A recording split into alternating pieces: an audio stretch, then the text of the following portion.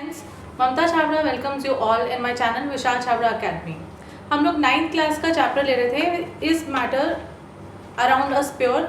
उसका आज बस लास्ट पार्ट है। आप लोग भी कह रहे होंगे कि बहुत ही लंबा खिंच गया, बट द थिंग वाज कि I wanted to take small topics for 9th class, क्योंकि 9th क्लास जो है वो साइंस में खासकर बच्चे जो हैं काफ़ी कंपार्टमेंट आती हैं, काफ़ी बच्चे फेल होते हैं और थोड़ा सा डिफरेंट है उनका जो साइंस है 6 to 8 से, इसलिए हम छोटे छोटे टॉपिक ले रहे हैं। हम लोग यहाँ पे मिक्सचर्स एंड कंपाउंड्स पिछली बार तक ले चुके हैं और आज हम लास्ट डिस्कस कर रहे हैं। इसमें छोटे छोटे क्वेश्चंस मैंने लिए हैं, उसके बाद हम पूरी क्वेश्चन आंसर सीरीज भी करेंगे, डोंट वरी अबाउट दैट।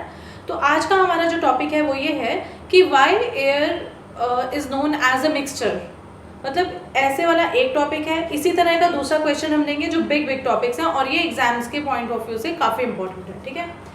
तो द थिंग इज कि air shows the why air is a mixture not a compound, right. अगर आपको नहीं पता होगा मिक्सचर और कंपाउंड में डिफरेंस तो नेचुरली आप ये क्वेश्चन अटेम्प्ट नहीं कर पाओगे। इसकी वजह से पिछले क्लास में मैंने बहुत अच्छे इलेबोरेटली तरीके से समझा दिया था कि मिक्सचर्स और कंपाउंड्स में क्या डिफरेंस है, okay. Air shows the properties of all gases present in it. सबसे बड़ी बात यह है कि एयर के अंदर हमें मालूम है डिफरेंट गैसेज होती हैं, nitrogen, carbon dioxide, sulphur dioxide, काफ़ी सारी गैसेज होती हैं। जो एयर है वो वैसी वाली ही प्रॉपर्टीज़ शो करती है जो कि उसके अंदर गैसेस होती है। जबकि हम लोगों ने क्या पढ़ा था कि कंपाउंड्स में क्या होता है कि जैसे दो एलिमेंट्स जब कंबाइन करते हैं तो एक नया कंपाउंड जो बनता है उसकी कैरेक्टरिस्टिक्स उसके कंस्टिट्यूएंट एलिमेंट से बिल्कुल डिफरेंट होती हैं, ठीक है। लेकिन मिक्सचर में ऐसा नहीं होता। मिक्सचर में जो प्रॉपर्टीज मिक्सचर जो प्रॉपर्टी शो करता है एक्चुअली वो प्रॉपर्टी किसकी होती है, उसके कॉन्स्टिट्यूएंट एलिमेंट्स की, ठीक है। तो फॉर एग्जाम्पल जैसे ऑक्सीजन जो है that supports combustion and air also supports combustion. मतलब ऑक्सीजन जो है वो एक एयर का कॉन्स्टिट्यूएंट है, तो एयर उसी के कॉन्स्टिट्यूएंट की प्रॉपर्टीज दिखा रही है, ओके। फिर है जैसे carbon dioxide turns lime water milky and similarly air also turns lime water milky, right, दो स्लोली, ठीक।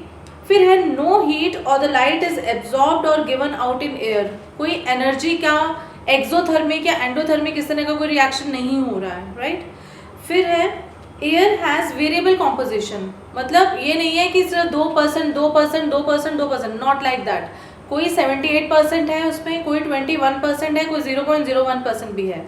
तो उसकी जो क्वांटिटी ऑफ कॉन्स्टिट्यूएंट एलिमेंट्स है दैट इज वेरिएबल, राइट। फिर उसके बाद है it does not have a fix formula, क्योंकि भाई कॉन्स्टिट्यूएंट इसके अंदर फिक्स ही नहीं है तो फॉर्मूला भी फिक्स नहीं होगा, ठीक है। Similarly air doesn't have a fix boiling point, ठीक। तो ये जो सारी, क्यों हम एयर को मिक्सचर कहते हैं, कंपाउंड नहीं कहते, क्योंकि इसके अंदर ये वाली प्रॉपर्टीज हैं that I will be providing you in the description box. आपको ये नोट्स मिल जाएंगे। अभी आप ये समझिए कि एयर को मिक्सचर क्यों कहा जाता है, कंपाउंड क्यों नहीं, क्योंकि ये जनरली 3 नंबर का 2 नंबर का आ जाता है क्वेश्चन, ठीक है। उसके बाद है कि why water is considered to be compound not a mixture. अब वाटर को कंपाउंड क्यों कहा जाता है, अब इसकी प्रॉपर्टीज हम लेकर चलेंगे। पहला ये है water can not be separated into its constituents by any of the physical methods. पानी को आप छलनी से छान कर साफ कर सकते हो, नो, ठीक। इवेपोरेशन, फिल्ट्रेशन, मतलब जो भी इसके फिजिकल मेथड्स हैं उससे नहीं हो सकता। फिर यह है कि properties of water are entirely different from its constituent elements. ये दोनों गैसेस हैं, ये एक लिक्विड है, तो मतलब जो बना है product that is different from the elements, ठीक। फिर ये है इसका फिक्स बॉइलिंग पॉइंट है, 100 डिग्री सेल्सियस है जैसे। उसके बाद है heat and light are given out when water is prepared, ठीक। इलेक्ट्रोलिसिस होता है, मालूम है हमें, तो उसी से वाटर की फॉर्मेशन होती है, तो हीट या लाइट का रोल है, एनर्जी यूज हो रही है, ठीक। फिर उसके बाद ये है कि 100 डिग्री सेल्सियस जैसे मैंने बताया एट STP इसका बॉइलिंग पॉइंट है। तो पानी जो है वो एक कंपाउंड है, एक यौगिक है, ठीक है, वो एक मिश्रण नहीं है। लेकिन हवा जो है वो एक मिश्रण है और एक यौगिक नहीं है, ओके। अब हम आएंगे सॉल्यूशंस पे। आई होप आपको ये लेसन अच्छे से समझ आ गया होगा। फिर भी कोई क्वेश्चंस हैं, कोई क्वेरीज हैं, you can ask me in the comment box, ठीक है। और आप नोट्स से पढ़ेंगे तो थोड़ा और क्लैरिटी आपकी हो जाएगी। अच्छा देखो, हम लोगों ने जब ये चैप्टर स्टार्ट करा था तब मैंने बताया था आपको कि दो तरह के सब्सटेंसेस होते हैं, एक होमोजीनियस होते हैं, एक हेट्रोजीनियस होते हैं। इस तरह मिक्सचर्स जो होते हैं वो होमोजीनियस भी होते हैं और हेट्रोजीनियस भी होते हैं, ठीक है। इतना हमने बताया था। जैसे हमने शुगर सोल्यूशन का एग्जाम्पल लिया था जो कि होमोजीनियस है, और रेत और पानी का लिया था जो कि हेट्रोजीनियस मिक्सचर है, ठीक है। इतना हम पढ़ चुके हैं। तो होमोजीनियस मिक्सचर्स और सब्सटेंसेस सॉल्यूशंस क्या हैं? They can be separated into its components by physical methods. Solution को हम फिजिकल मेथड से अलग कर सकते हैं। दूसरी बात, it shows the properties of its constituents. अब आप मुझे बोलोगे कि मैम जो शुगर सॉल्यूशन है वो कैसे कहा जा सकता है कि मिक्सचर है? क्यों नहीं कहा जा सकता? अगर आपने पानी में चीनी डाल दी है तो वो पानी अपने गुण खत्म कर चुका है, वो मीठा पानी कहलाएगा।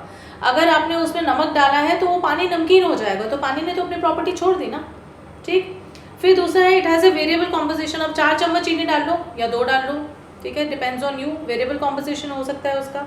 फिर यह है, does not have a fix boiling point. अब उसका बॉइलिंग पॉइंट फिक्स नहीं रहेगा। अकेले पानी का फिक्स है, लेकिन अगर उसके अंदर कुछ डल गया तो फिर वो फिक्स नहीं रहेगा, ओके। तो अब एक क्वेश्चन उठता है हमारे पास कि how can we distinguish a compound with a solution.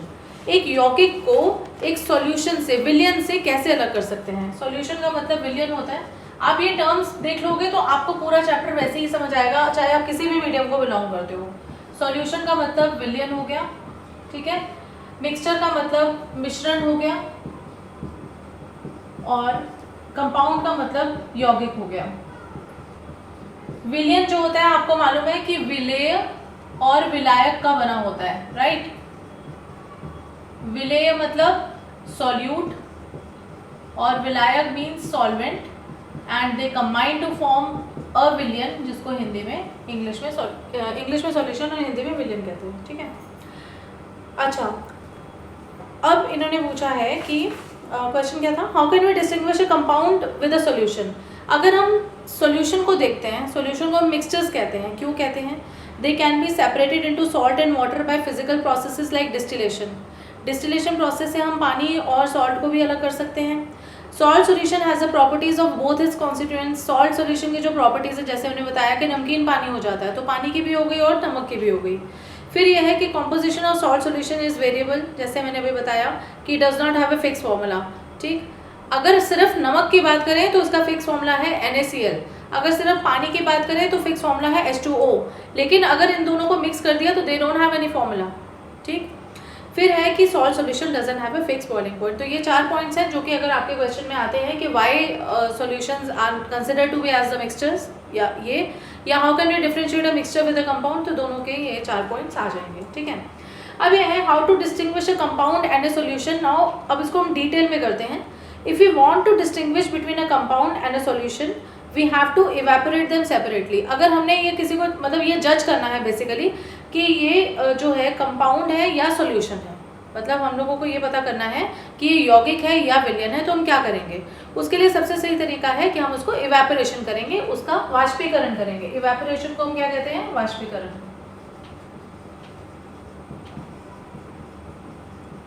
वाष्पीकरण means changing of water into the vapour form, right, ठीक है। अच्छा, the liquid which evaporates completely leaving no residue is a pure compound. अगर पूरा का पूरा वाष्पीकृत हो जाता है, पूरा पूरा स्टीम मतलब उड़ जाता है वो, लेकिन नीचे कोई रेजिड्यू नहीं रहता, कुछ रहता नहीं है, तो उसको तो कहते हैं कंपाउंड। पानी को आपने इवेपोरेट करा, पूरा का पूरा आप पानी रखो गैस के ऊपर, बुलबुले निकलते हैं उसके अंदर, इवेपोरेशन हो रहा है। जब पानी हीट हो जाता है, पूरा पानी खत्म हो जाता है, तो कंटेनर जल भी जाता है, ठीक है, क्योंकि वाटर हैज़ बीन इवेपोरेटेड, पानी पूरा का पूरा इवेपोरेट हो चुका है, वाष्पीकृत हो चुका है। लेकिन अगर उसी के अंदर चीनी घुली हुई हो या नमक घुला हो, उसके अंदर कोई रेजिड्यू हो, मतलब वो नीचे कुछ बचा हुआ हो, तो वो कहलाता है मिश्रण या मिक्सचर, ओके, ठीक है। तो this is the way how we can distinguish a compound with a solution. अब है कि अलॉयज जो भी होते हैं वो भी होमोजेनियस मिक्सचर्स होते हैं। अलॉयज आपको पता होगा, alloys are actually the combination of a metal with a metal या metal with a non metal. धातु और अधातु या दो धातुओं के मिश्रण को अलॉय कहा जाता है, ठीक है। अलॉयज जो होते हैं वो होमोजेनियस मिक्सचर्स होते हैं मेटल्स के, या metal with a non metal भी हो सकता है, and cannot be separated into the components by physical methods, और उनको फिजिकल मेथड से अलग भी नहीं किया जा सकता, लेकिन तब भी alloy is considered to be mixture. अब ये क्वेश्चन क्या राइज होता है कि why alloys are considered to be a mixture. ठीक है, उनको मिक्सचर क्यों कहा जाता है?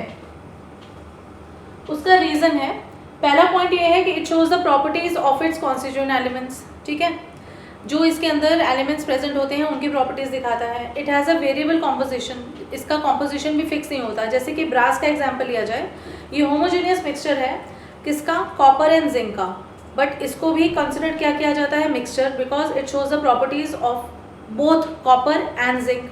और दूसरा इसका वेरिएबल कॉम्पोजिशन है. ठीक है, मतलब ब्रास जो है that is copper plus zinc, but brass shows the properties of both elements copper as well as zinc. और दूसरी बात, इनका वेरिएबल कॉम्पोजिशन है. ठीक है, तो अलॉय को क्या कहा जाएगा?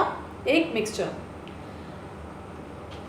अगर हम लोग सॉल्यूशन, सस्पेंशन एंड कोलॉइड्स की बात करें तो उसके लिए हम लोगों को पहले पता होना चाहिए कि सॉल्यूट और सॉल्वेंट क्या होता है. वो मैंने आपको पहले बता दिया है. सॉल्यूट क्या होता है? जो घुलता है.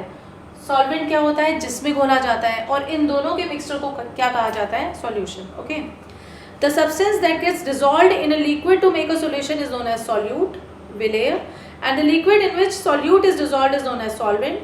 For example, salt solution. ठीक है, अच्छा, solute particles को dispersed particles भी कहा जाता है. solute particles को हम क्या कहते हैं?